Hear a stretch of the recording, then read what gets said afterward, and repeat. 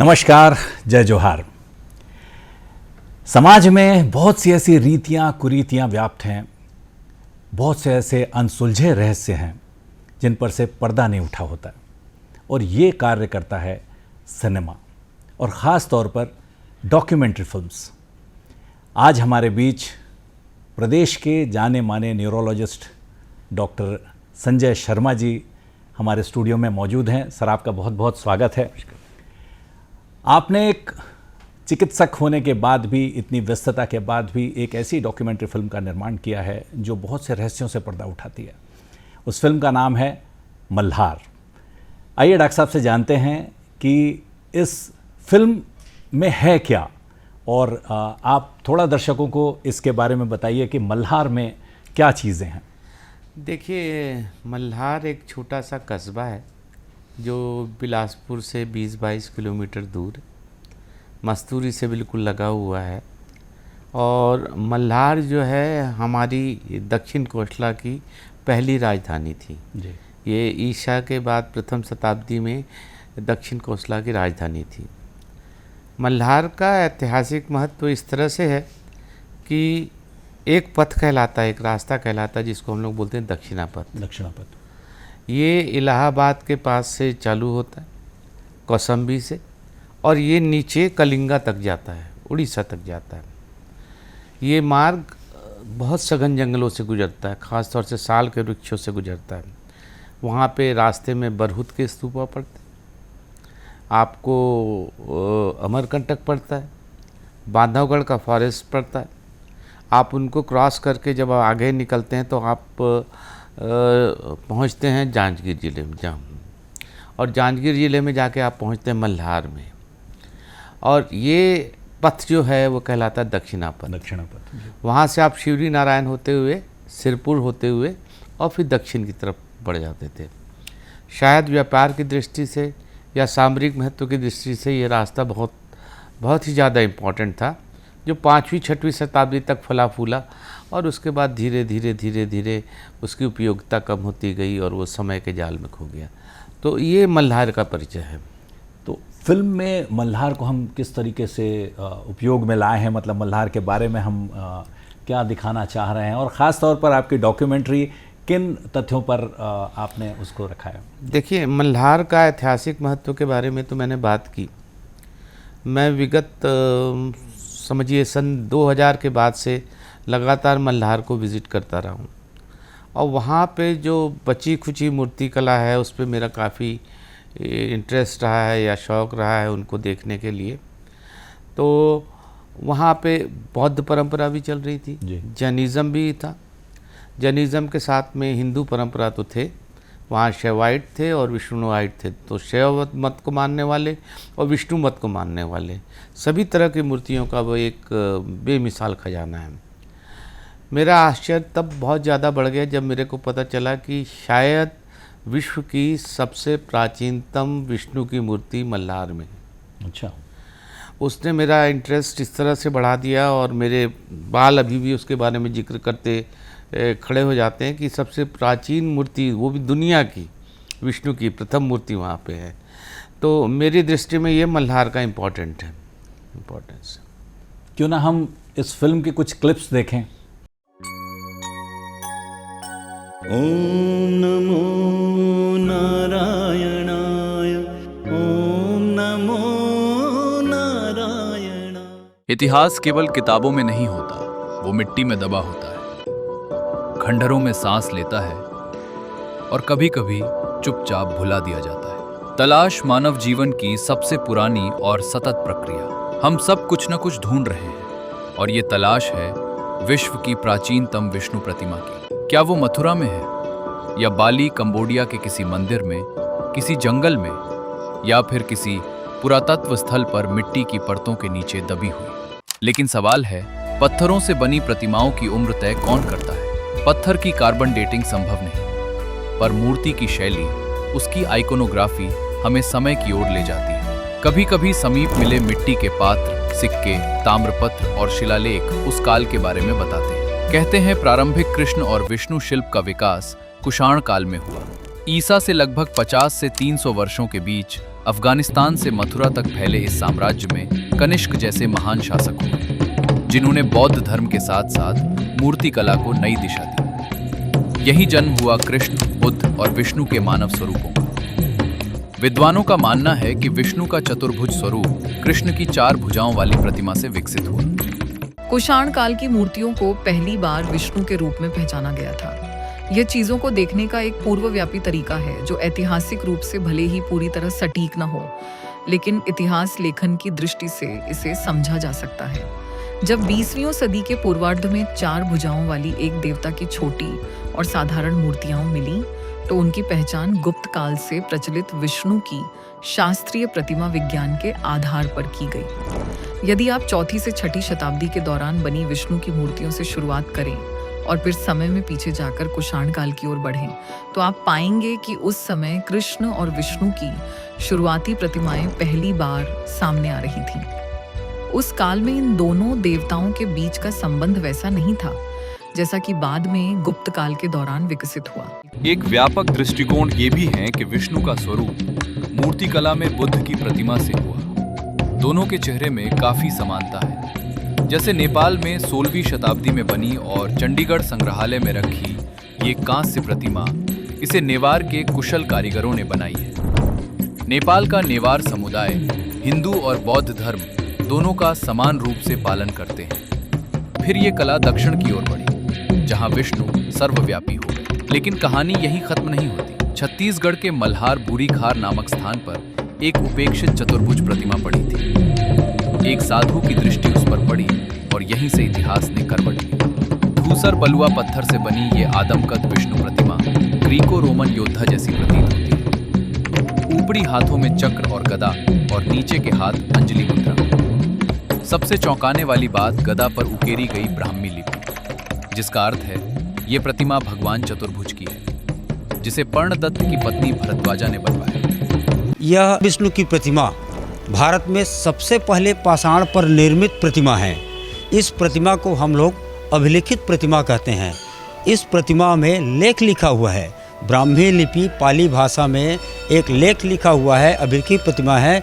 यह प्रतिमा को 2री शताब्दी में बनाया गया है और अपनी पत्नी की याद में राजा ने बनवाया। यह स्पष्ट शब्दों में उल्लेख है। विशेषज्ञों के अनुसार यह प्रतिमा ईसा से लगभग 200 वर्ष पूर्व या कुषाण काल से ठीक पहले की I would be in favor of an early 1st century. मैं पहली सदी ईस्वी की शुरुआत की तारीख के पक्ष में रहूंगी, लेकिन जाहिर है इस पर बहस हो सकती है। क्या ये वेशभूषा किसी तपस्वी की है या किसी योद्धा की? लेकिन ये बहुत ही दिलचस्प है।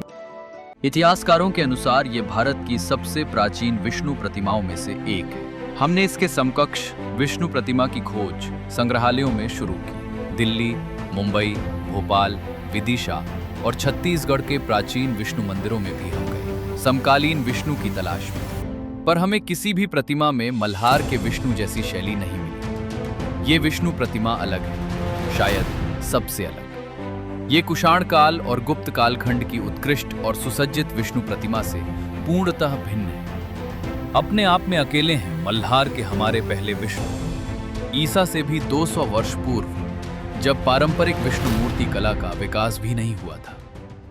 ईसा पूर्व मूर्ति कला कैसी थी? ये समय मौर्य के अंतिम काल और शुंग शासकों का था। इस कालखंड में आदमकद यक्ष और याक्षी की मूर्तियों का निर्माण हो रहा था, जैसे भारहुत और विदिशा में। ये मूर्तियां पत्थरों, टेराकोटा और काष्ठ पर तराशी गई। ये पाषाण मूर्तियां भारी, चौड़े कंधे वाली और सामान्य वास्तुकला पर आधारित थी। गला मोती की मालाओं से सुसज्जित था। ये मूर्तियां उर्वरकता, समृद्धि, सुरक्षा और प्रकृति की संरक्षक थी। विशेष बात, आज मुंबई, मथुरा और विदिशा के संग्रहालय में रखी इन आदमकद यक्ष प्रतिमाओं का कालखंड भी ईसा से 200 वर्ष पूर्व आकलन किया गया है। कि मल्हार के विष्णु चतुर्भुजी दिखाए गए हैं।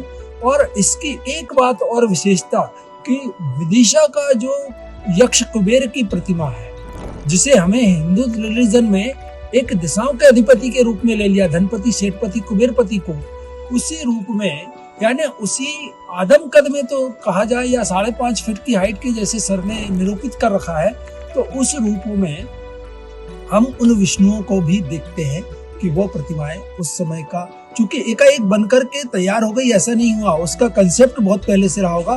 तब उस आइकनोमेट्री में, चूंकि वो भी इतने दिशाओं यानी सभी चीजों का प्रभुत्व लिए, यानी अपना एक वर्चस्व था उनका, तो उन्होंने उसमें उस आइकनोमेट्री में तालमान में बनाया।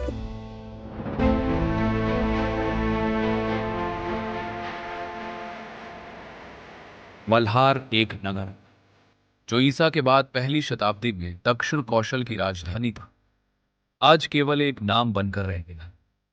जी हाँ, हम बात कर रहे हैं मल्हार, बिलासपुर जिले का एक छोटा सा कस्बा मल्हार, जिसे इतिहास में मल्लारी के नाम से जाना जाता था। मल्लारी शिव का वो रूप जिसने मल्ल नामक राक्षस का वध किया। ईसा के बाद पहली शताब्दी में मल्हार बना दक्षिण कौशल की राजधानी, जो था एक राजनीतिक, धार्मिक और व्यापारिक केंद्र। 3 नदियों अरपा, लीलागर और शिवनाथ से घिरा ये नगर अपने समय का सुरक्षित और समृद्ध शहर था। मल्हार केवल एक राजधानी नहीं था, ये एक सभ्यता थी। तो ये थी क्लिप्स जो हमने देखी फिल्म मल्हार। और इस फिल्म को देखने के बाद, फिल्म से संबंधित नहीं, लेकिन मेरे मन में बहुत सारे प्रश्न उठ रहे हैं इसके निर्माण को लेकर के। तो सर, मैं आपसे ये पहले जानना चाहूँगा कि आर्कियोलॉजी में क्या आपका इंटरेस्ट रहा है, या अचानक से आपके दिमाग में ये मूर्ति आई, और मतलब फिल्म बनाने का निर्णय आपने कैसे लिया, थोड़ा सा बताइए। देखिए, विष्णु की मूर्ति कला और उनके विकास पर, और महिषासुर मर्दिनी की प्रतिमा और उनके विकास पे मैं काफ़ी समय से काम कर रहा था। धीरे धीरे बचपन से देखते देखते मेरी आदत पड़ गई थी कि उनकी बनावट को मैं बड़े अच्छे से देखता था, और फिर कयास लगाने की कोशिश करता था कि ये किस शताब्दी की होगी रफली, ये पहली शताब्दी की होगी, तीसरी की होगी, चौथी, पाँचवीं की होगी। तो इस तरह से शताब्दियों का अंदाज़ लगाता था। और जब मैंने ये मूर्ति देखी मल्हार में सन 2000 के आसपास, तब ऑलरेडी 1950 से उन पे मूर्ति पे काम चल रहा था लोकल स्तर पे, और 1975 के बाद में उस क्षेत्र का उत्खनन हुआ जो 1975 से 78 के बीच में हुआ। उसके बाद में तब छत्तीसगढ़ हमारा मध्य प्रदेश का हिस्सा था जी। तो और वहाँ पे रोज़ नई खोज हो रही थी मध्य प्रदेश में, नई नई चीज़ें निकल रही थी मालवा से, या जब महाकौशल के क्षेत्र से, रायसेन के क्षेत्र से, भोपाल के आसपास रोज़ नई खुदाई में नित नई चीज़ निकल रही थी। तो ये पोर्शन इग्नोर हो गया, ये इतनी इम्पोर्टेंट खोज जो है वो कहीं पे दब के रह गई। उसके बाद छत्तीसगढ़ शासन बना तो भी हमारा ध्यान जो है वो सिरपुर की तरफ और ताला की तरफ में ज़्यादा केंद्रित था, और इस पे मल्हार पे फिर किसी का ध्यान नहीं दिया। फिर एक दिन मैंने सोचा कि 2020 से तो मैं देख रहा हूँ, कहानी चालू हुई थी 1950 में, और अभी भी अगर मैं इस बात को नहीं बताता हूँ तो हो सकता आगे कोई भी ना जाने कि इस तरह की कोई मूर्ति इस धरा में एग्जिस्ट करती है, वो भी हमारे छत्तीसगढ़ के मल्हार में एग्जिस्ट करती है। तो ये भावना थी इसको लाने के लिए या पिक्चर बनाने के लिए। ये एक बड़ी ही, मैं तो कहूँगा कि इस क्षेत्र में आप लगातार, आपको इतना समय मिल पाता था कि आप मल्हार कितने बार विज़िट किए होंगे, और कितने बार लोगों से आप मिलने गए। बहुत से इतिहासकार मुझे इसमें दिख रहे हैं। मल्हार की कहानी और मेरा संबंध बड़ा रोचक है जी। जब मैं शुरू के 2-3 बार गया तो मैं ये मूर्ति नहीं लोकेट कर पाया कि मूर्ति रखी कहाँ है। अच्छा। और ये सिर्फ मेरे साथ नहीं हुआ, ये विदुषी शेरलेट के साथ में भी हुआ। स्मिथ शेरलेट भी इस मूर्ति को देखने के लिए वहाँ पहुँची, जो पेरिस पर, हाँ, जो पेरिस की जो पुरातत्वविद हैं जी। तो वो पहुँची और वो उस मूर्ति को नहीं लोकेट कर पाई, मूर्ति उनको मिली ही नहीं। अच्छा। चलो ठीक है, मैं तो रायपुर से बिलासपुर जाता था, मल्हार जाता था, वो तो पेरिस से आई थी। उनने मेरे को चिट्ठी में लिखा कि मैं आपके जैसे लकी नहीं थी कि मैं इस मूर्ति को देख पाती। अच्छा। तो ये मूर्ति बंद कमरे में है, बंद म्यूज़ियम में है, ऑन साइट म्यूज़ियम बोलते हैं जिसको। तो ऑन साइट म्यूज़ियम में बंद कमरे में रखी हुई है, जिसमें प्रवेश करने की अनुमति नहीं है। अच्छा। या वो कभी कभार बहुत रिक्वेस्ट पे खोला जाता है। तो शुरू की 2-3 असफलताओं के बाद में जब मैं कोविड के दौरान मल्हार गया तो मैंने चौकीदार से और बाकी सबसे रिक्वेस्ट किया कि सर इसको खोल दें। तो कुछ क्लिप्स हम फिल्म से और देखते हैं। मल्हार ने शैव शासक होते हुए भी बौद्ध, जैन और वैष्णव परंपराओं को अपनाया। मल्हार कौशाम्बी से पुरी जाने वाले प्राचीन मार्ग पर स्थित था। ये रास्ता केवल व्यापार नहीं, विचारों, धर्मों और संस्कृतियों का मार्ग था। हीरे, रेशम, चंदन, हाथीदांत, महानदी के रास्ते समुद्र तक जाते थे। 6वीं शताब्दी के बाद मल्हार के इतिहास में एक निर्णायक मोड़ आया जब पांडुवंशी राजा हर्षगुप्त ने राजधानी को मल्हार से सिरपुर स्थानांतरित कर दिया। क्या कारण थे? पानी की कमी, सुरक्षा या फिर व्यापार मार्गों का बदलना? कारण चाहे जो भी रहे, इसके बाद मल्हार धीरे धीरे इतिहास के अंधेरे में चला गया। इतिहासकारों के अनुसार 1873 में जब अलेक्जेंडर कनिंघम और उनके सहयोगी J.D. वेगलर सिरपुर पहुंचे, लेकिन वो मल्हार नहीं गए। कहा गया कि वहां तो बस मिट्टी के किले हैं और कुछ नहीं। और इसके बाद एक पूरी सदी तक मल्हार खामोश रहा। 1975 से 1978 तक। 1975 में इतिहास ने फिर करवट ली जब एक पुरातत्वविद डॉक्टर कृष्णदत्त वाजपेयी और उनके सहयोगी S.K. पांडे ने पुनः मल्हार की परतें खोली, जहां उन्हें मिले मिट्टी के पात्र, मल्हार प्लेट और साथ ही साथ एक अद्भुत खोज, जो है चतुर्भुज विष्णु की प्रतिमा। भगवान चतुर्भुज की इस प्रतिमा का समय काल संभवतः ईसा से 200 वर्ष पूर्व आकलन किया गया। आज ये ऐतिहासिक मूर्ति भारतीय पुरातत्व सर्वेक्षण के अंतर्गत एक बंद कमरे में सुरक्षित है। मंदिर परिसर में पुरातत्व विभाग का पटल पातालेश्वर महादेव मंदिर के संदर्भ में विस्तार से जानकारी देता है, पर यह नहीं इंगित करता कि यहाँ के संग्रहालय में विष्णु की सबसे प्राचीन मूर्ति संग्रहित है। हमारी बेशकीमती धरोहर उपेक्षित और अंधेरी कोठरी में बंद। यही है विश्व की प्रथम विष्णु प्रतिमा। मल्हार आज भी खड़ा है, टूटा हुआ लेकिन जीवित। ये सिर्फ अतीत नहीं, हमारी पहचान है। अगर हमने इसे नहीं संभाला तो आने वाली पीढ़ियां केवल नाम जानेगी, कहानी नहीं। मल्हार ईसा के बाद दक्षिण कौशल की पहली राजधानी और प्राचीनतम विष्णु का शहर। My name is Devdutt Patnaik and I write on mythology. ये जो छत्तीसगढ़ एरिया है, यहाँ पे अगर आप गौर से देखें तो इस प्लेटो एरिया में रेन फेड रिवर्स है। एक तरफ towards the eastern side Mahanadi बहती है, towards the western side Amarkantak से नर्मदा जाती है, और नॉर्दर्न साइड में हम Son river, rain fed river tributaries of the Ganga देखते हैं। तो बीच में एक एरिया आता है जहां से नदियां बाहर की तरफ बह रही है, और ये जो मार्ग है ये दक्षिण पथ कहा जाता था। तो कौशाम्बी जो आज प्रयागराज के पास है, वहां से जो मालगाड़ी आती थी, ट्रेड करते थे वो, तो लैंड रूट से जब आते थे तो कैसे आते थे?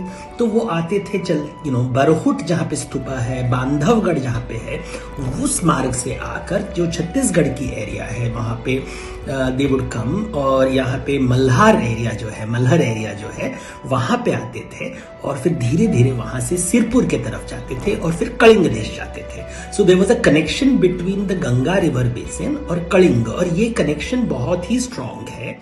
छत्तीसगढ़ का प्राचीन इतिहास विविध और गौरवशाली है। यहाँ के राज परिवारों ने सभी धर्मों को आश्रय दिया और उसका अनुसरण किया। छत्तीसगढ़ का पुरातत्व उत्खनन भी इस बात का गवाही देता है। हमारे मल्हार, पचराही, सिरपुर के स्मारक इसके साक्षी हैं। वैष्णव, शैव, बुद्ध और जैन धर्म सभी यहाँ सादर फले फूले और प्रचलित हुए। मल्हार हमारी प्रथम शताब्दी की राजधानी की कहानी अद्भुत है।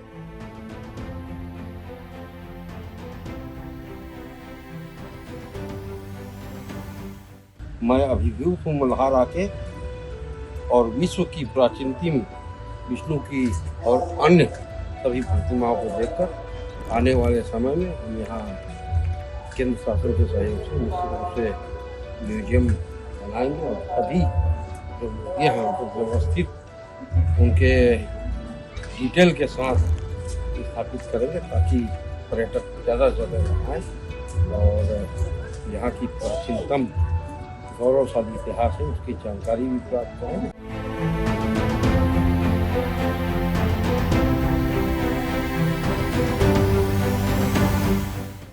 वाह, शानदार। अभी मुझे एक चीज़ और दिमाग में आ रही है कि ये फिल्म निर्माण में आपको कितना चुनौतीपूर्ण काम करना पड़ा होगा और कितना स्पैन आपने लिया इस पर्टिकुलर फिल्म के निर्माण में? देखिए एक बार पृष्ठभूमि तैयार होने के बाद में हम लोगों को करीबन 7 से 8 महीने लगे इस पिक्चर को बनाने में, लेकिन तब तक ये था कि पटकथा लगभग तैयार थी और लोगों का लगातार सहयोग हमें मिल ही रहा था। तो जैसे ये आखिरी की क्लिप में एक बुजुर्ग से व्यक्ति दिखाए गए जिनकी क्लिप पहले से है, जिनका नाम है संजीव पांडे जी, और वो मल्हार के बारे में बहुत जानकारी रखते। इनफैक्ट ये जो मूर्ति के बारे में कहानी जो चालू हुआ था, जो पहला डिस्कशन चालू हुआ था, वो 1950 के आसपास हो गया था। 1950 के आसपास में दशक में बिलासपुर में एक एडवोकेट थे, मिस्टर पांडे। उनने आर्कियोलॉजी के डायरेक्टर ऑफ आर्कियोलॉजी को इन्फॉर्म किया कि बुरही खार जगह में या इस गांव में ये 2 मूर्तियां हैं जो कि अभिलिखित प्रतिमा है। तब डीसी सरकार को इंटरेस्ट आया और उनके कुछ लोकल सहयोगी थे जिनके साथ में उनने उस प्लेस को विज़िट किया। उसमें से एक थे छेदीलाल पांडे, अच्छा, और राम रखन पांडे, और 2 लोग प्यारेलाल गुप्ता और राजीव वाले उनके साथ पहले से थे। तो इन चारों ने देखा, लेकिन मूर्ति को सफ़ेद पोत दिया गया था पूरा, और ब्रह्मलिपि जो है पढ़ना उस टाइम में बड़े मुश्किल थी, तो उस मिशन में उनको नहीं मिला। और ये जो संजीव पांडे हैं वो छेदीलाल पांडे के पौत्र हैं, अच्छा, जिनके साथ ये काफ़ी काम किया गया जी, जो उसमें दिख रहे हैं फिल्म दिख में, रहे हैं संजीव फिल्म में। जी जी। तो इन लोगों का बहुत आपको हाँ, सहयोग काफ़ी मिला। जानकारी और वो लिटरेचर तो अवेलेबल कराया। एक प्रभात सिंह हैं आर्कियोलॉजी डिपार्टमेंट में, मेरे अच्छे मित्र हैं, उनने काफ़ी चीज़ें ओरिजिनल भेजा। लेकिन फिर जो जानकारी मिलने लगी वो उत्खनन से संबंधित ज़्यादा मिलने लगी, उसका मूर्ति विशेष पे केंद्रित नहीं थी। और मेरे को दिक्कत सिर्फ इस बात से कि इस मूर्ति जब ये इतनी इम्पोर्टेंट थी अपने आप में, तो आपने उसको क्यों पीछे छोड़ दी। आने वाले समय में क्या वहाँ पे और भी इस मूर्ति से रिलेटेड अगर कोई जानकारियाँ आपको मिलती हैं या कुछ अपडेट्स आपको मिलते हैं, तो क्या उनको भी डॉक्यूमेंट्री में आगे चल के भी शामिल किया जा सकता है? देखिए, इस पे ना बहुत सिलसिलेवार तक सोचने की ज़रूरत है। एक तो एक छत्तीसगढ़ ही हमारा एक ऐसा स्टेट है जहाँ कोई केंद्रीय संग्रहालय नहीं है। केंद्रीय संग्रहालय अगर आप इंडिया का मैप देखो तो एमपी के नीचे से सडन एब्रप्टली जैसे किसी ने लाइन खींच दी, और छत्तीसगढ़ में कोई केंद्रीय म्यूजियम नहीं है। अगर केंद्रीय म्यूजियम में अगर कोई आर्टिफैक्ट रखा रहता है या मूर्ति रखी रहती है, जैसे इस आर्टिफैक्ट का नाम है MLH 300, पुरातत्व विभाग के हिसाब से इसको नाम दिया गया है MLH 300, तो वो सारी जगह से हाइपर लिंक्ड रहती हैं। उसको पेरिस में बैठ के कोई आदमी देख सकता है, रिसर्च कर सकता है, कोई जापान में बैठ के रिसर्च कर सकता है, कोई रायपुर में बैठ के रिसर्च कर सकता है। दूसरी बात ये है कि ये ईसा से पहली शताब्दी की एकमात्र मूर्ति तो होगी नहीं, मल्हार में और मूर्तियाँ होंगी। जब शुरुआत हुई थी 1950 में, तब भी वो 2 मूर्तियों का जिक्र कर रहे थे कि 2 मूर्तियाँ हैं वहाँ पे। तो अब ये कौन तय करेगा कि कौन सी मूर्ति जो है वो 2nd सेंचुरी के आसपास की है, जिसकी कलाकृति। तो बहुत सारा काम होना ज़रूरी है। सबसे पहले एक अच्छा केंद्रीय म्यूज़ियम और मूर्तियों का सही मूल्यांकन करना, जैसा कि हमारे पर्यटन मिनिस्टर राजेश अग्रवाल जी बोल रहे थे, उनको पहचानना, उनके सामने तख्ती लगाना कि ये कब किस काल की है, बहुत ज़रूरी है। मुझे ऐसा लगता है कि जब तक मैं फिल्में नहीं देखूंगा मैं सीख नहीं पाऊंगा। तो क्या ये फिल्में, इस फिल्म के निर्माण के पहले भी आपने बहुत सी डॉक्यूमेंट्रीज देखी या निर्देशन के क्षेत्र में आए, आपने पटकथा लिखी, तो कहीं से कुछ इंस्पिरेशन आपको मिला? नहीं, ये तो मेरा प्रथम प्रयास था जी, और इसके पहले मैं इस विधा से नहीं जुड़ा हुआ था। हालांकि बचपन में नाट्य, नाटक, ये सब चीज़ें जो चलती हैं कॉलेज डेज में वो चलती थी, बट डॉक्यूमेंट्री बनाना तो, उत्साहित होना तो आपकी पिक्चर को देख के मैं भूलन कांदा को देख के हुआ हूँ, या मेरे को रजनीश भाई ने जो सिखा दिया वो मैं सीख गया। तो लेकिन देख के ऐसा लगता नहीं कि ये फिल्म आपने पहली बार निर्मित की है, इतना शानदार तरीके से शेप ली है फिल्म ने। हम उम्मीद करेंगे कि बहुत जल्दी इसका 2nd पार्ट हम देखें। और आप एक और जो प्रश्न, मेरे अलावा जो दूसरों को भी प्रश्न दिमाग में आ रहा होगा कि इतनी व्यस्तता के बाद आप समय कैसे निकालते हैं इन चीज़ों के लिए? देखिए, मैं सोचता हूँ कि आपकी जो हॉबीज़ हैं उनके लिए आपको बाद में टाइम नहीं मिलने वाला। बिल्कुल। ऐसा नहीं हो सकता कि रिटायरमेंट के बाद में आप कोई काम करो और कितना कर पाओगे वो तय नहीं है। तो आपको तो उसको साइड बाय साइड काम करना ही रहता है। जब आपको मौका मिलता तब आप किताब पढ़ते हो, जब आपको मौका मिलता तो आप किताब लिखते हो या संगीत में मशगूल हो जाते हैं। और ये काम भगवान ने इसके लिए जगह बना के रखी है, पैरेलल जगह बना के रखी है। वो ऐसा नहीं है कि मेरी विधा से कुछ ले जाएगा या मेरे टाइम से कुछ ले जाएगा, उसके लिए टाइम पहले से भगवान ने तो आप नियुक्त पूरा करके समय रखा है। वहाँ पे जितना चिकित्सा में आपको देना है, वहाँ देने के बिल्कुल। बाद जो समय बचता है आपका, बिल्कुल। उसमें से आप समय चोरी करके बिल्कुल। और फिर रजनीश भाई के साथ बैठ करके आप वाह। एडिटिंग पे काम करते रहें। मैं ये भी आपसे अपेक्षा रखता हूँ कि ये फिल्म को हम यहाँ पे ख़त्म ना करें। ये फिल्म बहुत सारे फेस्टिवल्स में जानी चाहिए डॉक्टर साहब। और जिस तरीके से हमारे यहाँ से 2 ऑस्कर्स आए हैं, जिसमें ख़ास तौर पे स्माइल पिंक की एक फिल्म थी और एलिफेंट विस्पर्स अभी जो बनी थी उसको भी मिला। तो इसी तरीके से ऐसे ही जो सर्वे बेस्ड मूवीज़ हैं ये वहाँ तक जाएं और छत्तीसगढ़ का नाम रोशन हो। देखिए, ऑस्कर तो बहुत दूर की बात है और एक विषय था जो मेरी दिल से इच्छा थी कि ये उठना चाहिए और जनमानस को इसके बारे में डिस्कस करना चाहिए कि ये क्या वाकई ये ऐसा है। जी। तो मेरी तो मनोभावना ये रही, रादर देन अपने को इस्टेब्लिश करने के लिए इस क्षेत्र में या और आगे बढ़ने की, ये प्रतिमा ही सबसे इम्पोर्टेंट है मेरे लिए। जी। बाकी तो मेरे को पक्का है कि आप और रजनीश मिलकर मेरे को सब कुछ सिखा दोगे और नीलम भी मदद कर देंगे। नहीं नहीं, बिल्कुल बिल्कुल। तो ये आज हम चर्चा कर रहे थे प्रदेश के जाने माने न्यूरोलॉजिस्ट और अब एक फिल्मकार, एक लेखक, एक निर्देशक, एक निर्माता डॉक्टर संजय शर्मा जी से। उम्मीद है कि बहुत जल्द इसका हम दूसरा पार्ट देख पाएंगे और जो चीज़ें नई मिलती जाएंगी इस संदर्भ में वो उसमें जुड़ती जाएंगी और एक नया अध्याय हमें देखने को मिलेगा। धन्यवाद।